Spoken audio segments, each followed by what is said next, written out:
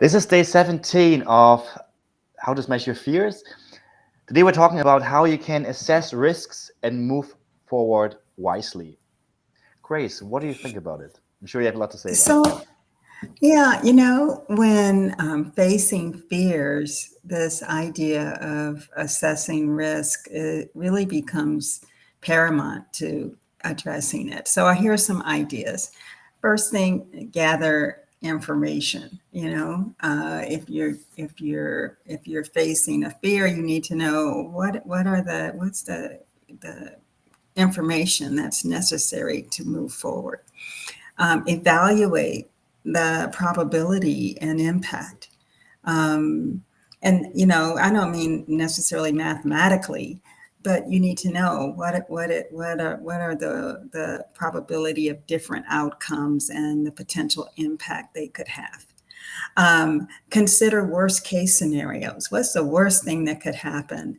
And when you imagine that, you can pretty much figure that's not what's going to happen. The worst thing never happens. But once you have worked your way through it, then the other possibilities emerge. Seek different perspectives, trust your intuition. Um, when you're gathering information, you know what your capacity is. What does your intuition tell you about this risk? Um, and then start with small steps. If the fear is overwhelming, consider breaking down the task and or the decisions into smaller, more manageable pieces. Um, Contingencies. Develop a contingency plan. What are you going to do if it doesn't really work the way you think? Well, that's where contingency plans come in. Practice mindfulness and self reflection with each step. Sometimes it's neat, you celebrate, but there's also a time to just breathe and walk through the risk you're taking. And this idea of assessing the risk is really about taking calculated risk. We're not taking risks with abandon. We're thoughtfully considering the risks that we're taking. And then we're willing finally to learn from failure. There is value in failure. Failure is a teacher. So rather than fearing failure, embrace failure, include it as a part of your risk assessment. And then what you'll see is a balanced and informed approach to assessing risk moving forward. And I really think you'll find it much easier to smash your fears.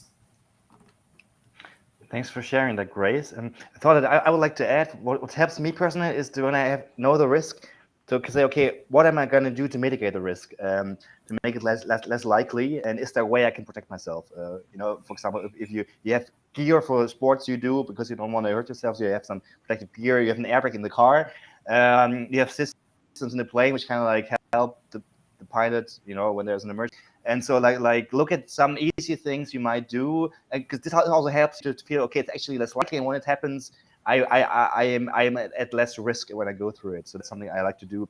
Like when I went to Brazil before, I know there's a risk of robbed. So what can I do to kind of like, okay, I got a second phone, so when my phone is going to be stolen, I still have one with my data. I can still access my whatever I need to access because I have a second phone at home. So this kind of things I heard before you might want to do.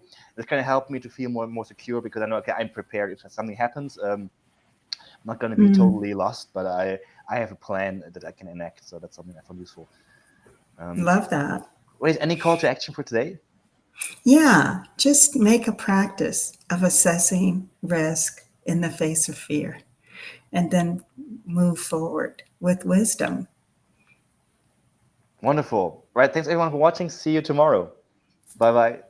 Bye.